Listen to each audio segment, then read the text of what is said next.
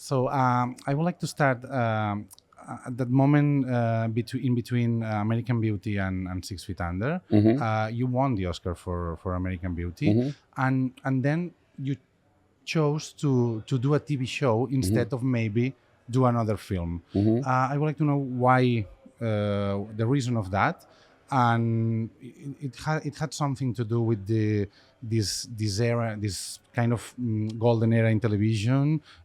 Why? Why did you have interest in television at that time? I had actually signed a 3-year television development deal with a company called the Greenblatt Janelari Company, Mhm. and I developed a sitcom for them that failed right around the same time American Beauty came out. Mhm. Uh, and so American Beauty came out, but I still had 2 years left on Okay. this deal I had Mhm. signed, and I had signed it, and I had Mhm. cashed their checks. Okay. So You I had to do it. I didn't want to be a person who didn't honor his commitments. Mhm. Plus, that was right around the time that The Sopranos had started to air on HBO, Mhm. and I was kind of excited about the prospect of what television could become. Mhm. So I, I I knew that HBO wanted to do a show about a family-run funeral home because I had had a meeting with them and they had pitched that idea to me. Mhm. So I just wrote it. I just sat down and wrote the pilot Mhm. and gave it to them. And luckily, they responded to it and they decided to greenlight it. Okay, that's cool. Yeah, And it was mostly your idea, or they pitched it to you? It was just only about a family working at a funeral home, and then you did the rest, or exactly. That was okay, what was pitched, a family-run funeral home. okay, The characters, the setting, the plot, the everything else was me. It came from me. okay.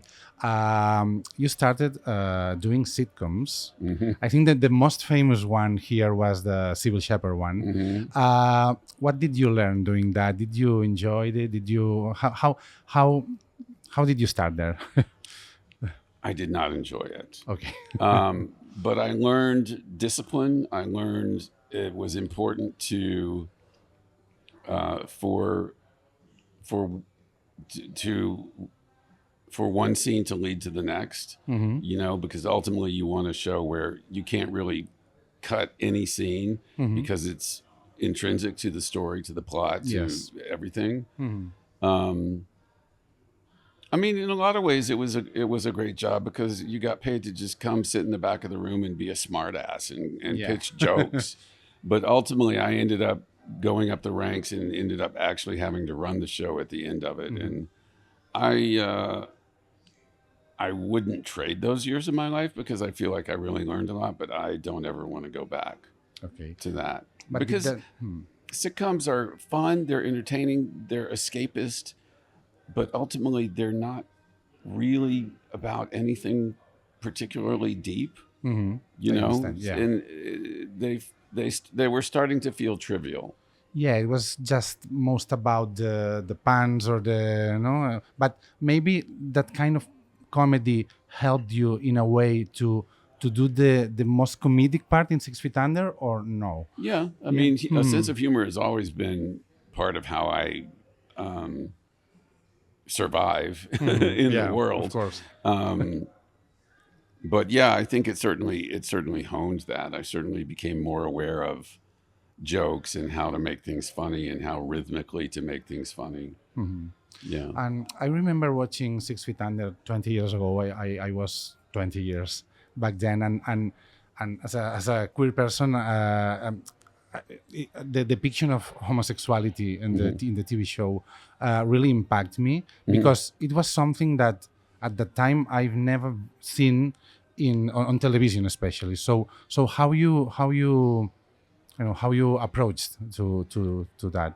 I just approached um, David and Keith as Hmm. characters. They were just Yeah. like any other character. Hmm. You know, we're going to see Nate and Brenda in bed. We're going to see Keith and David in bed because they're humans and they have, you know, they're sexual creatures and that's just the way it is. Hmm. Um, I mean, certainly early in the show, David's arc was coming out basically to himself. Mm-hmm. And of course, so once we got past that, it just became about, what is the relationship? What is the dynamic between two men, as opposed to a man and a woman? And how do these guys live together with all of their faults and foibles and shortcomings, which of course they had. All the characters had. Everybody in the alive has. So. And also, every time that when I talk to friends about 6 Feet Under, we always talk about that ending. So, are you conscious about what impact that ending had? And because I cried, everyone cried. Of course, I cried shooting it. Are you kidding? Even 3 days after viewing the episode, I remember the episode and I cried. So, do you have any conscience when doing the show that this will happen? I didn't know. I wasn't thinking about how it would be received. I just was thinking about how it felt like it was the most organic way to end the show. And I remember being emotional shooting it. I remember being emotional editing it. I certainly cried myself when I wrote it. But I wasn't aware of how I don't think about how it's going to be received, because I find that to be a trap. Because then you start writing towards a perceived outcome instead of just being completely true to what the story is. But I'm pleased that people responded to it as much as they did.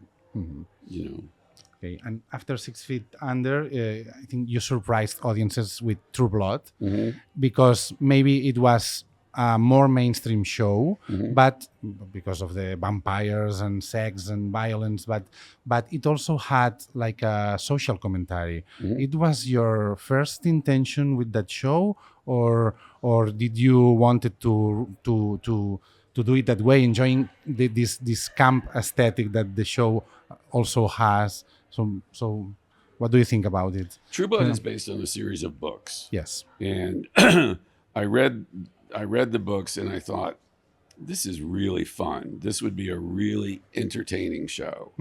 And to me, that was always the main point.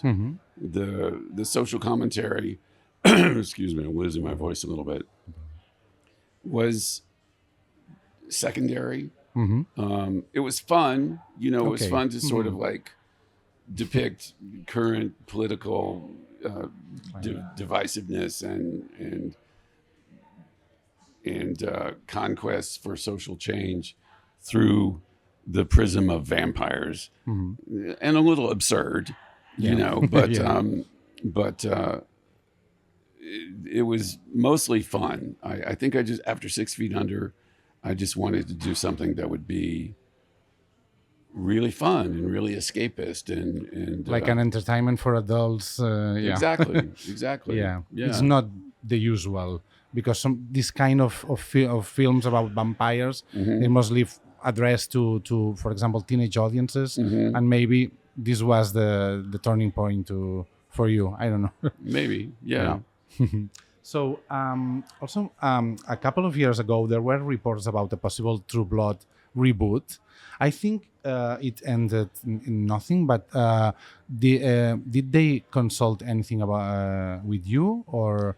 As I understand it, it's still in play. It's still in play, okay. And because of contractual obligations, they had to offer it to me first, and I passed because I've been there, I've done that. I don't necessarily want to repeat myself, and probably it'll be better if someone new comes in and does something fresh with it.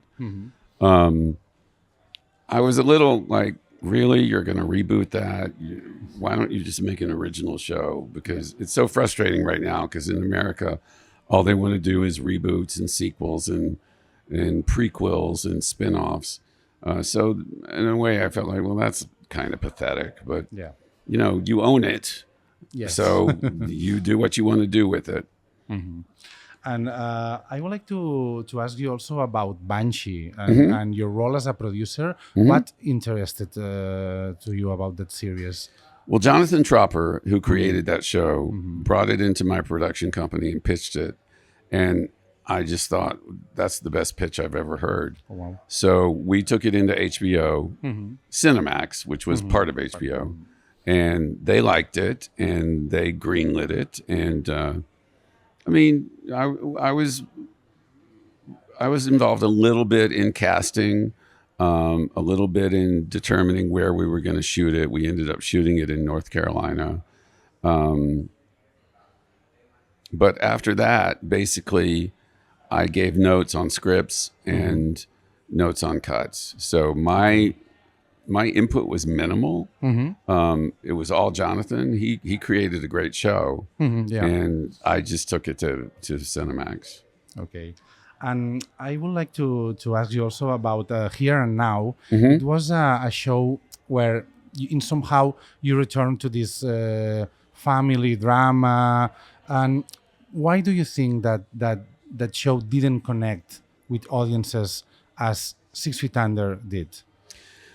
I'm not really sure. I think possibly the fact that it was both a family drama and a sort of mystical mystery, maybe it was trying too hard to be both at the same time. I think perhaps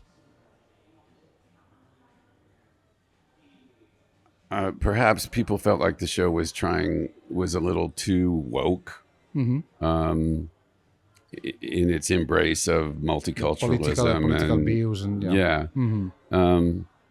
I'm not sure. I liked it. I thought it was a good show. I liked it too. I enjoyed watching it, and I would have, it's a show I would watch, and that's usually all I can do. It was disappointing. It was very disappointing that it didn't go further. But Awesome. not everything can. Yeah, Not sometimes everything- exactly. a good TV show doesn't work. So Yeah. And my last question is about that more or less. How do you view the current state of the television industry right now in the United States? Because creators like David Simon have said that it's becoming increasingly difficult to finance specific projects. I don't know. How do you see that? I find it very frustrating. Very frustrating. First of all, the way that all the companies are buying each other and consolidating and becoming huge, companies. Conglomerate. I think it is very hard. First of all, there's so much hands-on work from the networks and the studios that I find personally stifling a little creatively. And again, like I said before, they're only interested in things that resemble things that have already been successful. Yes. So anytime you have something brand new or fresh or whatever, they tend to step away. Yeah. And they say, we really love it. It's really well written. It's just not what we're looking for right now. I find this frustrating, and actually that's why right now I've kind of turned away from TV and am writing a book because I'm able to. I took one of the shows I tried to sell that nobody bought and have adapted it into a novel, and I don't have to ask for permission, Yeah. and I don't have 16 people looking over my shoulder questioning every word that I write. And so it's been a really energizing experience creatively because it's forced me out of my comfort zone. It's forcing me to work within a new medium. So, I mean, I'm really enjoying working on that right now. So that's kind of the best I can hope for at this point. That's great. Yeah, So, okay. Thank you very much, Alan. absolutely. Thank you. Thank you.